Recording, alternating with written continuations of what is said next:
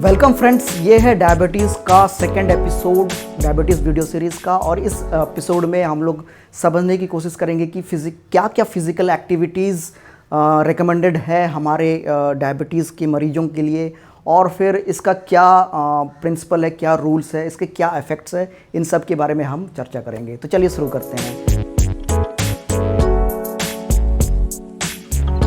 दोस्तों, पहली बार इस वीडियो को देख रहे हैं तो हमारे चैनल को जरूर सब्सक्राइब कर लें, क्योंकि ऐसे ही यूज़फुल वीडियोस मैं लाते रहता हूं।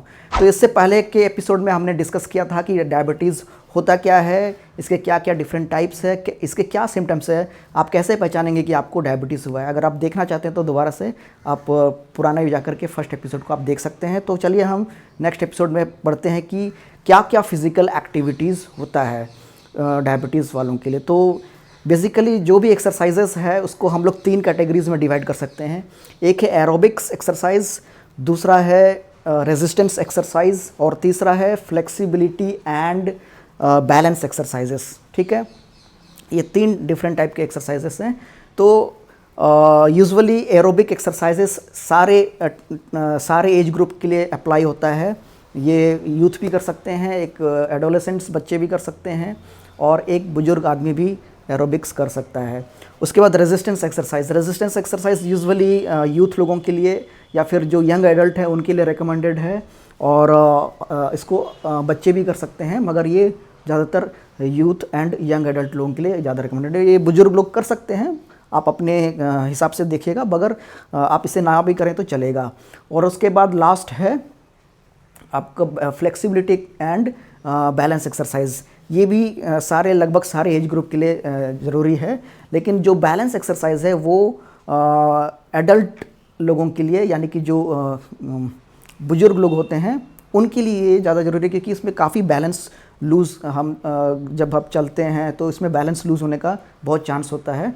इसीलिए बैलेंस एक्सरसाइजेस आपका बैलेंस को इम्प्रूव करता है, और आपका जो गेट पैटर्न है, चलने का पैटर्न है, इन सबको सुधार लाता है। तो चलिए एक एक करके हम डिस्कस करते हैं। सबसे पहला है एरोबिक एक्सरसाइज। एरोबिक एक्सरसाइज में मेनली आता है आपका cycling, then walking, jogging and swimming. ठीक है, जो भी इन चारों में से जो भी आपको अच्छा लगे उसी को आपको चुनना चाहिए आपके कन्वीनियंट के अनुसार। अगर आपके यहाँ पे स्विमिंग का सुविधा नहीं है तो आप साइकिलिंग या फिर वॉकिंग जॉगिंग कर सकते हैं, या फिर साइकिलिंग का भी सुविधा नहीं है और आपके यहाँ स्विमिंग का भी सुविधा नहीं है तो आप जॉगिंग या फिर वॉकिंग कर सकते हैं। वॉकिंग मतलब ऐसे सिंपल वॉकिंग नहीं, आप थोड़ा सा स्पीड से आप वॉक करेंगे। जॉगिंग मतलब कि हल्का सा ब्रिस्क, क्या बोलते हैं उसको, बहुत स्लो में दौड़ना, उसको हम लोग जॉगिंग बोलते हैं। तो इन सब चारों में से कोई भी आप अपने कन्वेंट के अनुसार चुन सकते हैं। तो ये किस तरह से हमारे शुगर को कंट्रोल करने में हेल्प करता है। तो जब भी हम फिज़िकल एक्टिविटी करते हैं तो उसके लिए एक एनर्जी चाहिए। हम दौड़ते हैं या जॉगिंग करते हैं, साइकिलिंग करते हैं, स्विमिंग करते हैं, तो उसके लिए एनर्जी चाहिए। तो ये एनर्जी हमारे ब्लड में जो शुगर है उसी से बर्न होकर के हमारे एनर्जी प्रोड्यूस करता है, या फिर हमारे बॉडी में जो फैट जो डिपॉजिट है उसके वजह से उसको भी बर्न करके ये एनर्जी प्रोड्यूस होता है। तो जब एनर्जी कंज्यूम होगा तो हम नेचुरल सा बात है कि हमारे ब्लड में शुगर लेवल को ये मेंटेन करेगा। उसके बाद उसका दूसरा एक इफेक्ट है कि ये इंसुलिन का रेजिस्टेंस को कम करता है, यानी कि इंसुलिन का सेंसिटिविटी को बढ़ाता है। हमारे शरीर का इंसुलिन का सेंसिटिविटी को बढ़ाता है। जैसे कि मैंने पहले बताया था कि टाइप 2 डायबिटीज़ में हमारा शरीर जो है इंसुलिन रेजिस्टेंट हो जाता है, यानी कि इंसुलिन शरीर में हमारे ब्लड में प्रचुर मात्रा में तो आ रहा है, मगर हमारा शरीर रेजिस्टेंट हो जाता है, उसको ले नहीं पाता है, जिसकी वजह से ब्लड शुगर लेवल बढ़ते जाता है। तो जब हम जॉगिंग करते हैं, एक्सरसाइजेस करते हैं, तो हमारा शरीर इस इंसुलिन सेंसिटिविटी को बढ़ाता है, जिसकी वजह से हमारे इंसुलिन जो है हमारे बॉडी से रिएक्ट करके हमारे खून में जो शुगर का लेवल है उसको मेंटेन करने में हेल्प करता है।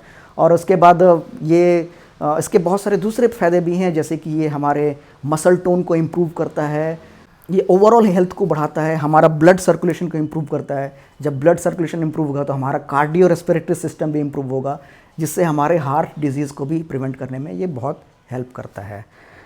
तो अब चलते हैं रेजिस्टेंस एक्सरसाइजेस। रेजिस्टेंस एक्सरसाइज थोड़ा सा डिफरेंट है एरोबिक एक्सरसाइज से।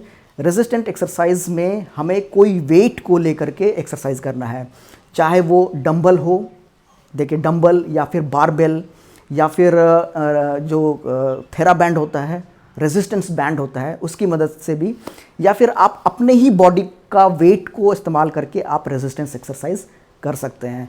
तो शुगर वाले पेशेंट को कई बार क्या होता है कि मसल में वीकनेस, जब वो क्रॉनिक शुगर वाले मरीजों को मसल्स में वीकनेस आ जाता है, मसल का जो गर्थ है, मान लीजिए ये मेरा बाइसेप्स है, बाइसेप्स का मोटाई कम हो जाता है, थाइस का मोटाई कम हो जाता है, हमारे काफ मसल्स सूख जाते हैं। तो इस प्रकार के केसेस में रेजिस्टेंस एक्सरसाइजेस हमारे मसल बल्क को रीगेन करने में काफ़ी हेल्प करता है। तो यूजुअली यूथ में ये बहुत ज़्यादा प्रभावी है, क्योंकि यूथ लोग इसे करेंगे तो उनको ये ज़्यादा असर करता है उनके मसल बल्क को मेंटेन करने के लिए, और उस मसल्स में एक एनर्जी, एक ताकत या फिर एक पावर लाने के लिए रेजिस्टेंस एक्सरसाइजेस ज़रूरी है। उसके बाद शुगर की वजह से पेरिफेरल न्यूरोपैथी भी होता है या फिर पेरिफेरल वैस्कुलरिटी भी होता है, जिसकी वजह से हमारे हाथ में, हमारे पैरों में खून का संचार कम हो जाता है। वहाँ पे पेरिफेरल न्यूरोपैथी की वजह से भी वीकनेस रहता है। तो उस केस में भी रेजिस्टेंस एक्सरसाइजेस काफ़ी हेल्प करता है मसल का स्ट्रेंथ को रीगेन करने के लिए, वहाँ पे ब्लड सप्लाई को इम्प्रूव करने के लिए रेजिस्टेंस एक्सरसाइजेस काफ़ी मदद करता है। उसके बाद थर्ड जो कैटेगरी का एक्सरसाइज है वो है flexibility and balance exercise. Flexibility यानी कि हमारे जॉइंट में फ्लेक्सिबिलिटी लाना। फॉर एग्जांपल मान लीजिए मेरा शोल्डर ये ठीक से उठ नहीं रहा है, ठीक है, कई बार कंधा जाम हो जाता है, कई बार हमारा एल्बो जाम हो जाता है, कई बार हिप जॉइंट जाम हो जाता है। तो इस प्रकार के जब हमारे शरीर में किसी प्रकार का स्टिफनेस आ जाए तो फ्लेक्सिबिलिटी एक्सरसाइजेस बहुत काम करता है। तो फ्लेक्सिबिलिटी एक्सरसाइजेस डायरेक्टली शुगर वालों को किस तरह से प्रभाव, शुगर लेवल को कम करने में हेल्प करता है, ऐसा कोई पॉइंट नहीं है, मगर ओवरऑल हमारे मस्कुलर स्केलेटल हेल्थ को मेंटेन करने के लिए फ्लेक्सिबिलिटी एक्सरसाइजेस ज़रूरी है। तो ये बुजुर्ग लोग भी कर सकते हैं। इसके साथ साथ में बैलेंस एक्सरसाइज है, यानी कि पेरिफेरल न्यूरोपैथी की वजह से क्या है कि कई बार हमारे पैरों की सेंसिटिविटी कम हो जाती है, जिसकी वजह से हमें चलने में भी तकलीफ होता है, हम बैलेंस नहीं कर पाते हैं अपने आप को, हम लड़खड़ा जाते हैं चलते समय। खासकर ये बुजुर्गों में पाया गया है, पेरिफेरल न्यूरोपैथी की वजह से लड़खड़ाना शुरू हो जाता है। तो बैलेंस एक्टिविटी हमें सिखाता है कि हम किस तरह से आप चलते समय अपने आप को बैलेंस करेंगे, किस तरह से सही तरीके से हम चलेंगे और अपने आप को बैलेंस करेंगे। यही फ्लेक्सिबिलिटी एंड बैलेंस एक्सरसाइजेस का हमारे शरीर में रोल है डायबिटिक पेशेंट्स वालों के लिए। तो ये सब एक्सरसाइजेस करने का क्या प्रिंसिपल है, तो हम एक्चुअल एक्सरसाइजेस में हम जाएंगे, ये हम अगला एपिसोड में समझेंगे कि ये एक्चुअल एक्सरसाइजेस क्या है। ये सब के ऊपर मैं आप सबको मैं डिटेल से मैं बताऊंगा, लेकिन एक बेसिक प्रिंसिपल क्या है एक्सरसाइजेस का, फिजिकल एक्टिविटीज़ का, वो मैं आपको बता देता हूँ। तो सबसे पहला जो बेसिक प्रिंसिपल है कि आपको फिज़िकल एक्टिविटी हफ्ता के 3 दिन ज़रूर करना है, ठीक है। अगर आप हफ्ता के 7 दिन करेंगे तो बहुत अच्छा है, लेकिन मिनिमम 3 दिन करना है, और 2 दिन से ज़्यादा गैप ना करें, ठीक है। मान लीजिए आप एक्सरसाइज आज किए, फिर कल आप 1 दिन गैप किए, फिर परसों आप फिर से एक्सरसाइज किए, तो एक नॉर्मल हो गया। लेकिन आप 2 दिन से ज़्यादा गैप ना दें, यानी कि आज एक्सरसाइज किए, फिर कल 1 दिन गैप किए, फिर परसों भी 1 दिन गैप अलाउड है, उसके चौथा दिन आप एक्सरसाइज आपको करना ही करना है। आप 2 दिन से ज़्यादा आप गैप ना लें।